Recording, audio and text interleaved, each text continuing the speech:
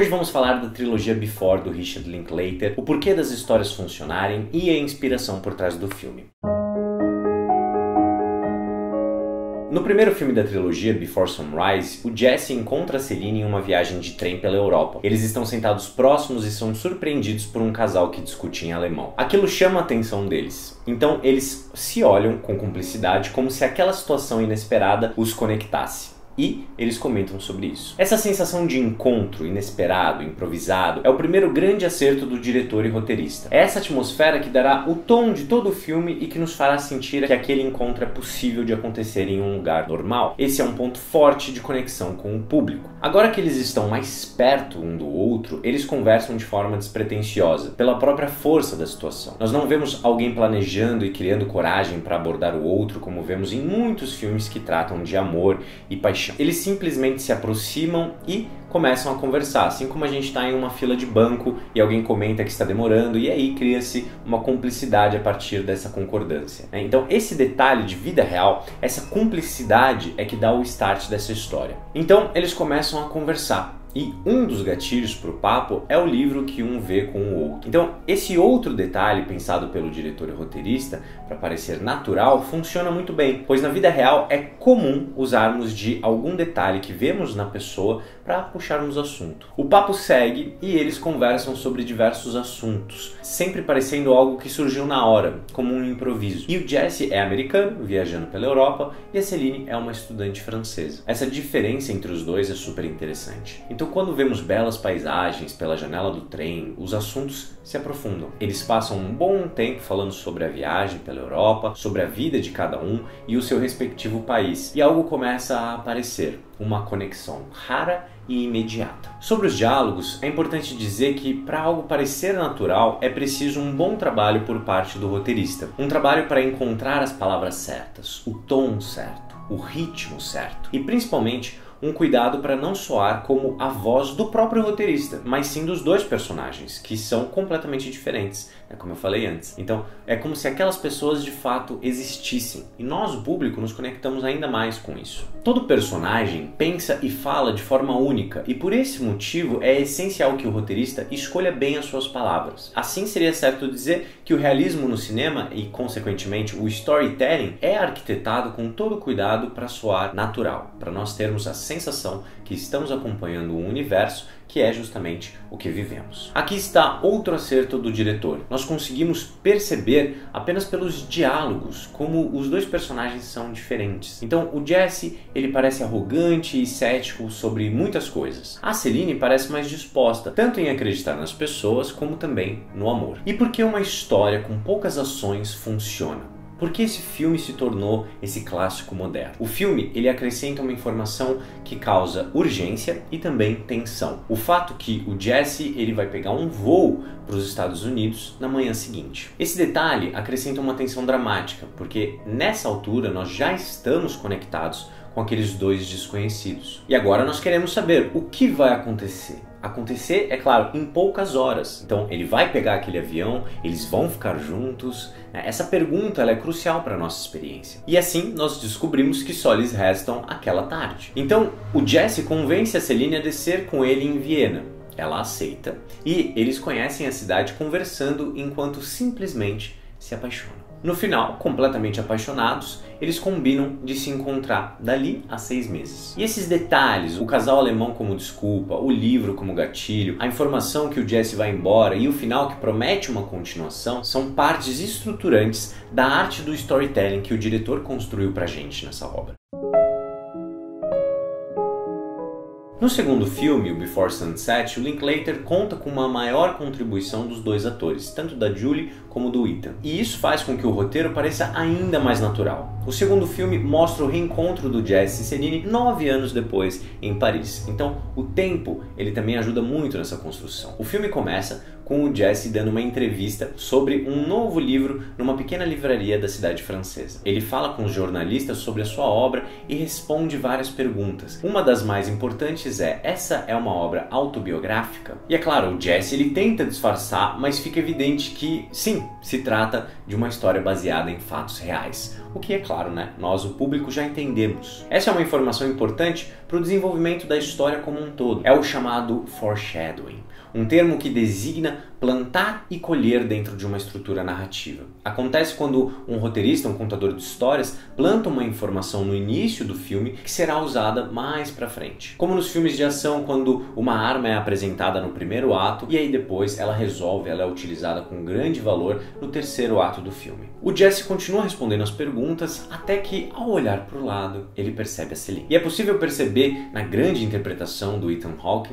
a surpresa e a apreensão em ver ela ali. E é claro, esse encontro ele é tudo que os fãs do primeiro filme queriam. Então, nesse sentido, o diretor soube entender o que o público esperava do filme. É sempre importante também entregar aquilo que se espera. E é claro, saber o que o seu público espera é uma virtude importante dos realizadores. Não é algo fácil de se identificar, né? Precisa ter uma sensibilidade com o outro. Então o Jesse termina a entrevista para conversar com a Celine e antes de sair da livraria, nós descobrimos novamente que ele tem poucas horas. Outra vez, né? Isso porque o seu voo está marcado para os Estados Unidos. Então, novamente, o diretor utiliza da urgência como tensão dramática. Isso é muito importante em um filme com muitos diálogos. Essa tensão mantém vivo o interesse na conversa dos dois o tempo todo. Afinal de contas, o que é possível conversar em poucas horas? Ainda mais depois de tanto tempo distantes. É com essa sensação de aproveitar o tempo que a Celine e o Jesse conversam pelas ruas de Paris. E logo nós descobrimos que a Celine leu o livro. E agora, o que foi plantado pelos contadores de histórias está sendo colhido dentro da narrativa. Então se trata da própria história deles. E é claro, isso confere maior dramaticidade para a conversa, porque nós seguimos uma linha narrativa submersa, ou o tão falado subtexto, aquilo que está por trás do que é falado. Nós entendemos agora que aquela obra literária, ela retrata o que assistimos no primeiro filme. E se aproveitando desse elemento que foi super bem plantado para render boas conversas, né, a Celine pergunta pro Jesse se ele apareceu ou não na data que eles tinham combinado lá no primeiro filme. E o Jesse disfarça envergonhado, né, mas diz que sim. Então a Celine diz que não pôde aparecer por conta de uma morte familiar. Nós vamos nos relacionando com aqueles personagens, nós torcemos por eles, mas também entendemos uma complexidade que vai sendo criada. Esse dado é importante para revelar que mesmo passados 6 meses, ainda houve interesse de ambas as partes em um reencontro. E é nesse interesse que o filme se apoia. Assim, o público parece saber dos sentimentos das personagens, né? E isso é o que motiva cada fala dentro daquele filme e também motiva a nossa própria atenção diante da obra. Então o filme, ele segue os protagonistas que conversam em um bar sobre suas vidas, sobre o tempo passado, num estilo que nós já conhecemos. Aqui nós temos outro fator que é super importante, a familiaridade. O público, mais uma vez, recebe um pouco mais daquela primeira experiência que foi tão interessante. E essa familiaridade é um fator importante em continuações, porque o público sente que o universo construído no primeiro filme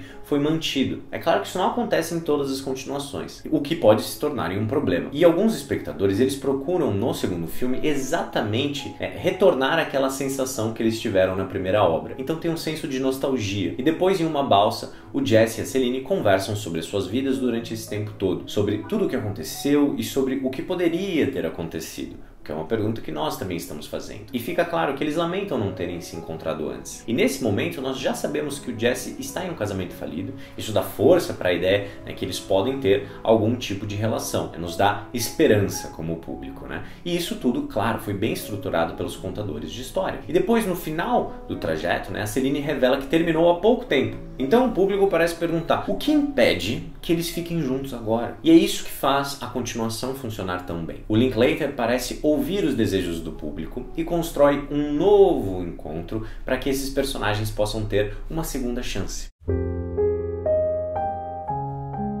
No final do segundo filme, a Celine diz pro Jesse: "Baby, você vai perder aquele voo." E o Jesse responde: "Eu sei." Finalmente, como público, nós temos o que esperávamos. Isso nos faz pensar que agora, enfim, Jesse e a Celine terão um tempo junto. O filme acaba com um final aberto, né, dando um espaço para que o público possa imaginar a relação dos dois passando tanto tempo desde que eles se conheceram. Como teria sido a vida dos dois juntos? Eles morariam em Paris ou nos Estados Unidos? São perguntas que nós vamos levantando. E para responder essas perguntas, que surge depois de 9 anos o Before Midnight, o terceiro e último filme da série. Jesse e a Celine estão em férias na Grécia, mas apesar do momento parecer de alegria, percebemos a dura realidade que está se impondo. As preocupações se acumulam e a relação mostra sinais de desgaste. desgaste. O filme começa no aeroporto com o Jesse acompanhando o seu filho de outro casamento, e ele, é claro, está voltando para os Estados Unidos. Então nós percebemos o quanto isso mexe com o Jesse. A primeira sequência serve para nos mostrar que o Jesse não é mais um jovem apaixonado, mas um pai com todas as preocupações que um bom pai tem. Além disso, no início já percebemos que esse não será um filme sobre o futuro, mas sobre a realidade tal qual ela é. Se antes víamos paisagens belíssimas em passeios descontraídos pelo parque, restaurantes, praças, agora o casal conversa por um longo tempo em um carro rodeado por duas filhas. O que antes tinha um ar de aventura, agora tem um ar de família. Assim como a aparência dos dois atores, os assuntos das conversas também mudaram. E esse será o tom que o filme vai seguir. O que é muito interessante pra gente, né? Perceber as mudanças entre esses filmes. Nas férias, o casal ganha uma estadia em um bom hotel. Então, o que poderia ser um momento íntimo e bonito se transforma numa das maiores discussões do cinema. O Jesse mostra preocupação com o fato do seu filho passar a adolescência longe dele e esse se torna a principal linha de conflito entre o casal. A Celine não quer se mudar para os Estados Unidos e o Jesse não quer ficar longe do seu filho. Então está instaurado nesse momento o conflito que, exatamente por ser simples, nos assusta, né? Porque ele pode ser muito real e nós sabemos o tipo de consequência para conflitos reais. Depois dessa discussão, eles se encontram em um restaurante com uma bela paisagem grega, né? E o Jesse tenta reatar com a Celine, como talvez já tenha feito, né, várias vezes ao longo desse tempo todo que nós, o público, estivemos por fora da relação. A sensação que fica é que o Before Midnight se transforma em um drama familiar mais acentuado. É um filme que se mostra coerente com a linguagem exercida nos outros filmes, mas que tem por si só, né, uma visão mais dura sobre as relações humanas, é uma relação mais dura sobre o tempo e as nossas relações como um todo. É um filme essencialmente sobre o desgaste das relações. E isso pode chocar o público que esperava por um romance feliz. Aquele viveram felizes para sempre não se mantém aqui. E por que a terceira parte funciona, afinal de contas? Pois o Linklater mantém a fidelidade ao universo criado, mantendo o apoio nos longos diálogos realistas e, é claro, assim, entregando para os fãs aquilo que eles esperavam. Isso é muito importante. E ao mesmo tempo, o diretor também ousou preencher a estrutura com novos assuntos. E com isso, ele introduz um novo grau de realidade ao mostrar o desgaste de uma longa relação. O filme é realista ao mostrar duas pessoas se apaixonando e mais realista ainda ao mostrar que o que começa com um romance pode terminar com uma relação desgastada. É comum ouvir que os diálogos dos 3 filmes foram improvisados pelos atores, mas a verdade é que, conforme a equipe disse em entrevistas, né, toda a palavra que nós vemos no filme foi escrita. E seria impossível improvisar, né, nos complicados planos sequências que eles criaram para esses filmes. E isso, é claro, engrandece ainda mais a obra, pois se trata de uma construção notável de realismo. É difícil chegar nesse tipo de resultado. Espera-se, né, desses realizadores um grande conhecimento da sua área para conseguir construir essa sensação de ser algo simples, né? Para conseguir transmitir simplicidade, você precisa ter anos e anos e anos de prática. E agora eu queria compartilhar com vocês a história de inspiração por trás desse filme, que é bastante emocionante. Em 1989, ao visitar uma irmã na cidade da Filadélfia, o diretor encontrou uma jovem chamada Amy em uma loja de brinquedos. E a conexão dos dois foi imediata. Eles passaram a madrugada juntos, né, caminhando, conversando sobre diversos assuntos, então falando sobre arte, ciência, cinema, bem aquele encontro bonito e gostoso que nós queríamos acompanhar em todos os seus filmes. Então Linklater, ele ficou tão impressionado com aquela conexão em meio às conversas e flirts que ele demonstrou interesse em fazer um filme sobre aquela experiência. Ele disse pra Amy: eu vou fazer um filme sobre isso. E ela disse: isso o quê? Do que você tá falando? E ele disse: só disso, desse momento aqui. Esse sentimento, essa coisa que está acontecendo entre nós agora, essa conexão entre um ser humano e o outro. Depois daquele dia eles se telefonaram algumas vezes, mas com o tempo eles acabaram perdendo contato. O Linklater seguiu com a ideia de fazer o filme sobre aquela sensação e fez. E é exatamente por isso que nós estamos aqui conversando sobre o filme. E mais tarde ele confessou que esperava, de fato, que ela aparecesse nas exibições, só que isso nunca aconteceu. O diretor se desconectou da sua amada. E depois de alguns anos, um amigo da Amy que sabia da história enviou uma carta para o diretor contando que a Amy, infelizmente, tinha morrido em um acidente de moto alguns meses antes do primeiro filme ser lançado. Nos créditos finais do Before Midnight é possível ver a inscrição, né, em memória de Amy.